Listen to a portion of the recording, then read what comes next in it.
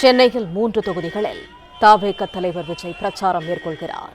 நீலாங்கரையிலிருந்து புறப்பட்ட விஜய்க்கு பலத்த போலீஸ் பாதுகாப்பு கொடுக்கப்பட்டிருக்கிறது. இந்த காட்சிகளை பார்த்து வருகிறோம். அனுமதிக்கப்பட்ட நேரத்திற்குள் விஜய் பிரச்சாரத்தை முடிக்க ஏதுவாக போலீசார் இந்த நடவடிக்கையில் ஈடுபட்டிருக்கிறார்கள். டி நகர், ஆயிரம் விளக்கு, எழும்பூர் தொகுதியில் இன்றைய தினம் தவேக தலைவர் விஜய் பரப்புரையில் ஈடுபட இருக்கிறார். நீலாங்கரையிலிருந்து புறப்பட்ட விஜய்க்கு பலத்த போலீஸ் பாதுகாப்பு வழங்கப்பட்டிருக்கிறது.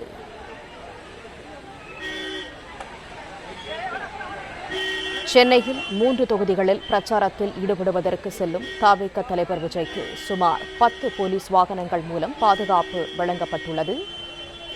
டி நகர், ஆயிரம் விளக்கு, எழும்பூர் தொகுதியில் தவேக தலைவர் விஜய் இன்றைய தினம் பரப்புரையில் ஈடுபட இருக்கிறார். விரிவான விவரங்களோடு இணைகிறார் செய்தியாளர் பாண்டியராஜன். முழு விவரங்கள். தமிழக வெற்றி கழகத்தின் தலைவர் விஜய் இன்று சென்னையில் அவருடைய பரப்புரையை மேற்கொள்ள இருக்கிறார். கிட்டத்தட்ட 3 சட்டமன்ற தொகுதிகளை பிரச்சாரத்தை மேற்கொள்ள இருக்கிறார்.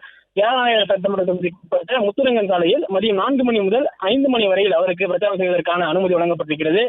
ஸ்ரீநகர் தொகுதியில் போட்டியிடக்கூடிய நாம் கட்சியினுடைய ஆனந்தை ஆதரித்து பிரச்சாரம் மேற்கொள்ள இருக்கிறார். 27 நிபந்தனைகளுடன் 2500 பேர் மட்டுமே அங்கு பங்கேற்பதற்கான அனுமதியை காவல்துறை வழங்கியிருக்கிறது. அதே போல ஆயிரம் விளக்கு சட்டமன்ற தொகுதிக்கு உட்பட்ட கல்லூர் கோட்டம் சுதந்திர தின பூங்கா அருகே ஜேசிடி பிரபாகரை ஆதரித்து மாலை 5 மணி முதல் 6 மணி வரை பிரச்சாரம் மேற்கொள்ள இருக்கிறார். அதற்கு காவல்துறையுடைய நிபந்தனைகள் வழங்கப்பட்டிருக்கிறது. காவல்துறையுடைய பாதுகாப்பு ஏற்பாடு செய்யப்பட்டிருக்கிறது.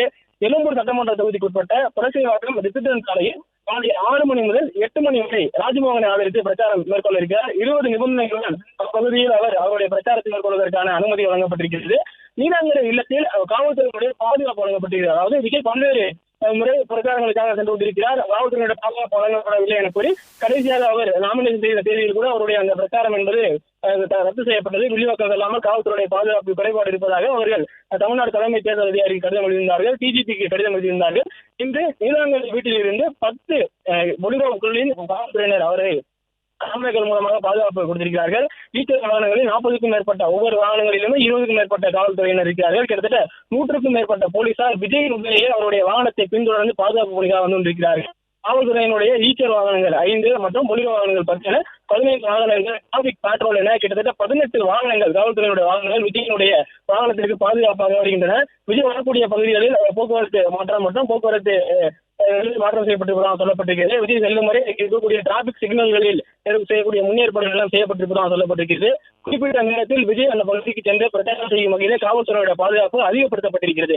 இதற்கு முந்தைய காலங்களில் திருச்சியிலிருந்து விஜய் புறப்படும் போது கான்வாய் வாகனங்கள் இவ்வளவு அளவிற்கு இருந்ததில்லை.